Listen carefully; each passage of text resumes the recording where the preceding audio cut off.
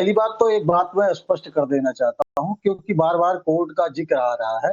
तो जो कोर्ट में जो भी वर्डिक्ट दिया है, अगर हो सके तो उसको अक्षरशः पढ़ा जाए, अन्यथा मुझे नहीं लगता कि अपनी तरफ से कोई चीज जोड़नी कोर्ट के सम्मान में उचित हो। कल कोर्ट ने क्या कहा और 20 सितंबर को क्या कहा था, दोनों मैं पढ़ देता हूं और दर्शकों पर और आप सभी पे छोड़ देता हूं कि कोर्ट ने क्या कहा है, आरोप तय हुए हैं कि नहीं हुए। पहला, 20 सितंबर को कोर्ट कहता है कि प्रथम दृष्टया रिकॉर्ड पर ऐसा प्रतीत होता है कि सीबीआई द्वारा लगाए गए आरोपों में धोखाधड़ी और षड्यंत्र के तत्व मौजूद है। अंतिम निर्णय चार्ज फ्रेमिंग के दौरान लिया जाएगा।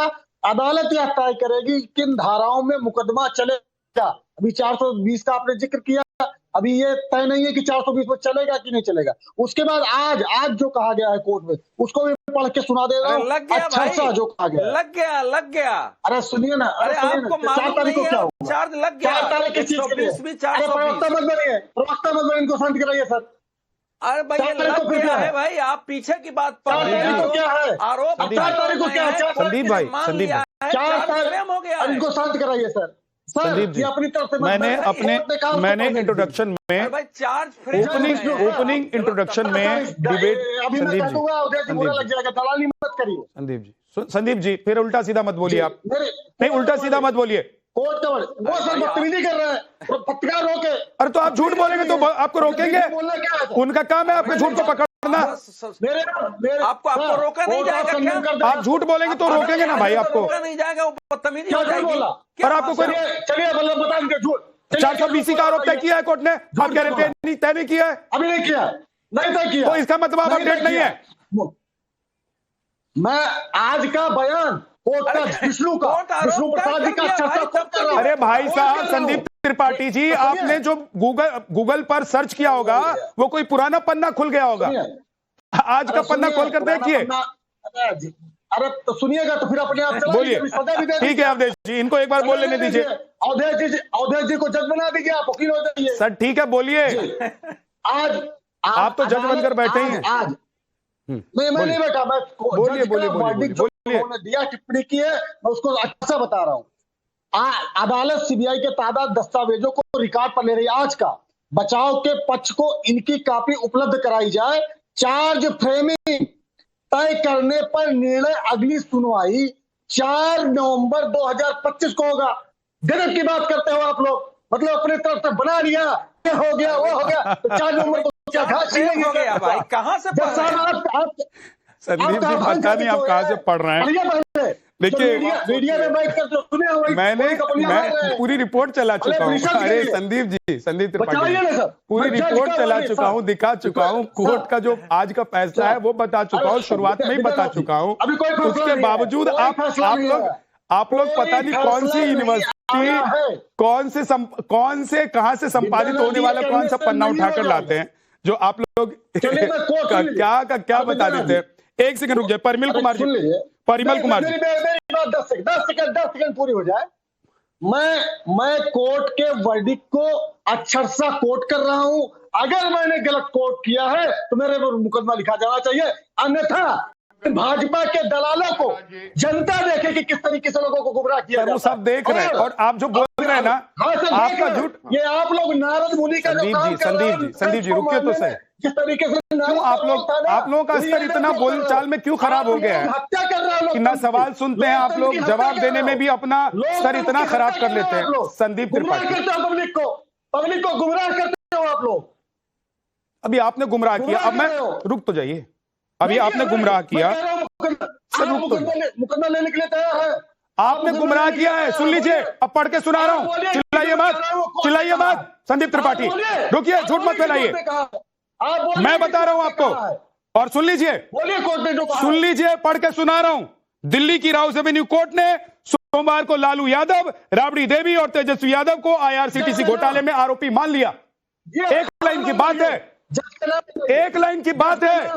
और सुन लीजिए इसके आगे सुन लीजिए, कोर्ट ने लालू यादव को पूछा कि आप आरोपी बनाए गए हैं, आप स्वीकार करते हैं कि आप पर जो आरोप लगा है वो सही है या गलत है। लालू यादव ने नहीं माना, उन्होंने कहा कि मैं केस लड़ूंगा, मुकदमा आगे चलेगा।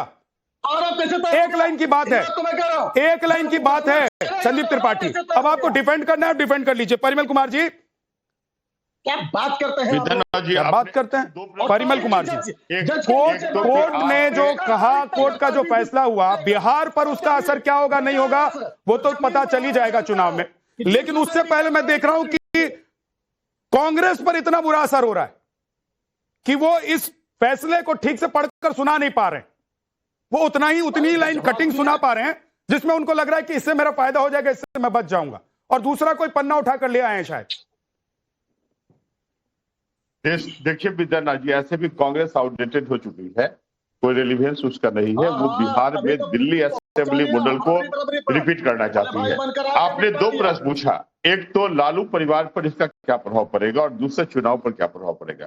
तो मैं आपको बतला दूं कि फिर नेक्स्ट जो डेट है वह 10 नवंबर है। उस दिन कोर्ट में जज साहब बोलेंगे कि 420 के आरोपी तेजस्वी यादव उपस्थित हो। आप समझिए कि उससे पूरे महागठबंधन का सर गर्व से उठेगा, क्योंकि ये गठबंधन ही जो है सर से पांव तक करप्शन के चार्ज में इंडल्ज है।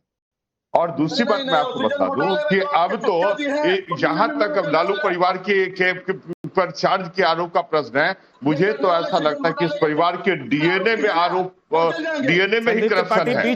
समझिए इनकी जो स्थिति, इनके मिमिक्री पार्टी के प्रवक्ता नहीं है, करप्शन है। मिमिक्री पार्टी के प्रवक्ता तो नहीं है ना संदीप त्रिपाठी, बेसिकली या मिमिक्री पार्टी के नेता तो नहीं है। एक सेकंड परिमल जी, एक सेकंड रुक जाइएगा, एक सेकंड रुक जाइएगा, जरा देख ले। मैं फिर से कीजिए संदीप त्रिपाठी, फिर से कीजिए, फिर से कीजिए, फिर से कीजिए, फिर से कीजिए वही मिमिक्री।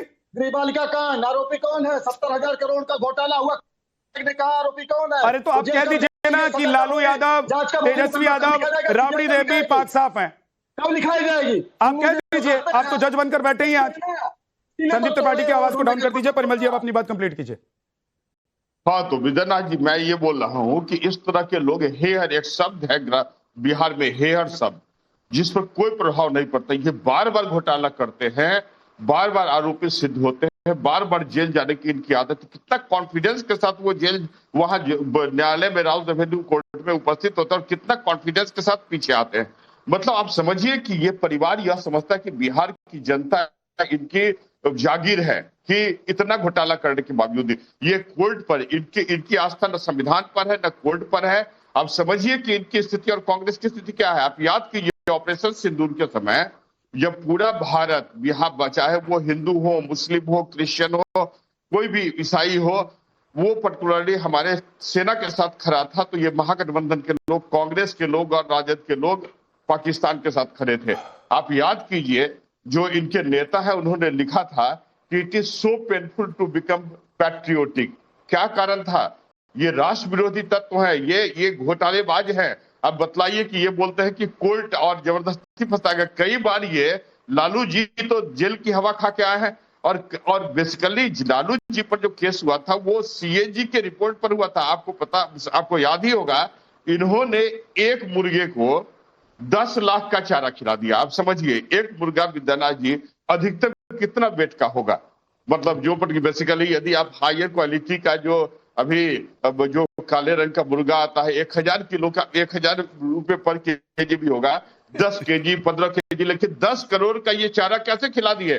तो इन लोगों को तो हरब खाना खाने का आदत हो गया। एक तरफ देखिए, दो बात है विद्यानाथ जी। एक तो कि जब ये देखिए इनकी प्रवृत्ति क्या है, जब ये सत्ता में आते हैं पब्लिक फंड का दुरुपयोग करते हैं, और बिहार के युवाओं का या भारत में जो भी युवा है जो नौकरी प्राप्त करने का चाहता है, आखिर इनसे प्रश्न पूछा जाए, जो कांग्रेस के प्रवक्ता और आरजेडी के प्रवक्ता, कि फ्रेंड्स कॉलोनी में 150 करोड़ का फ्लैट कहां से आया, या पटना में 46 करोड़ 46 बीघा जमीन तेजस्वी जी के नाम पर कहां से आया? पूरे परिवार के पूरे 2000 बने जब से ये सत्ता में है, पूरे अकाउंट कर लीजिए। ये फर्जी है, और बिहार की जनता, मैं तो ऐसा मानता हूं विद्यानाथ जी पर्सनली, कि ऐसे करप्ट पॉलिटिशियन के विरुद्ध तो बिहार में जेएनजी होना चाहिए, भगाना चाहिए।